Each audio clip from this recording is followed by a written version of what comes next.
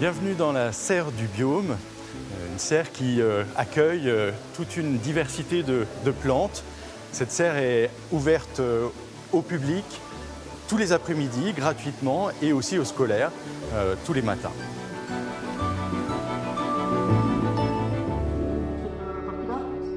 Donc, est-ce que vous l'avez repéré, la plante qui fascine tout le monde? Elle est où? D'accord, donc elle s'appelle Dionéo, c'est son petit nom français. Il y en a qui l'appellent aussi gomme-mouche de Vénus, et c'est une des rares plantes à l'échelle du règne végétal qui est capable de mouvement.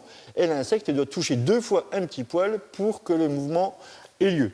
Pourquoi 2 fois? C'est tout simplement pour éviter que la plante se referme sur une goutte d'eau ou un grain de poussière qui viendrait à toucher ces petits poils.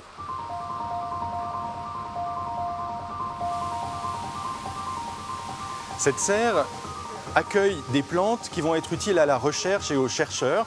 On est à l'université et les chercheurs vont s'intéresser aux plantes dans la nature, mais pour cela, il faut qu'ils puissent les avoir sous la main pour les observer, mieux les comprendre. Par exemple, ces fruits, vous voyez, qui sont ici et qui sont répartis de plus en plus petits sur le haut de la plante, en fait, mettent très longtemps à devenir matures, près de 2 ans, voire 3 ans, ce qui est extrêmement long. Donc là aussi, pour nous, il est important de les avoir sous la main et donc dans ces serres pour que les chercheurs, et là en l'occurrence c'est ma recherche, puissent observer en fait le comportement de la plante, ce qui nous permet de proposer des plans de conservation les plus adaptés aux besoins de la plante dans son milieu naturel.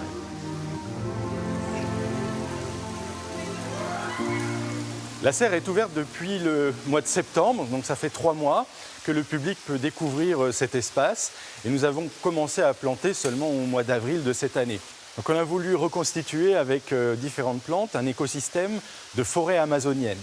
Auparavant, on montrait souvent les plantes comme une collection d'individus et d'espèces différentes, sans cohérence écologique.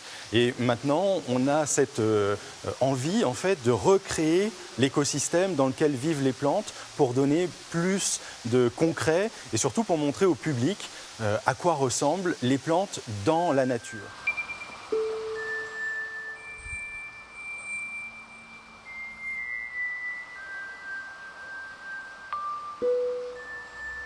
Et cet arbre, il est intéressant parce qu'il a la caractéristique d'avoir un tronc creux.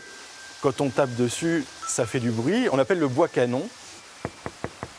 Et ce tronc, en fait, peut se percer, ou en tout cas, les fourmis peuvent percer le tronc et venir vivre à l'intérieur. Et la plante va nourrir les fourmis avec des petites glandes nectarifères qui sont présentes sous les feuilles. Et en contrepartie, évidemment, les fourmis vont défendre l'arbre de tous les herbivores, insectes et autres.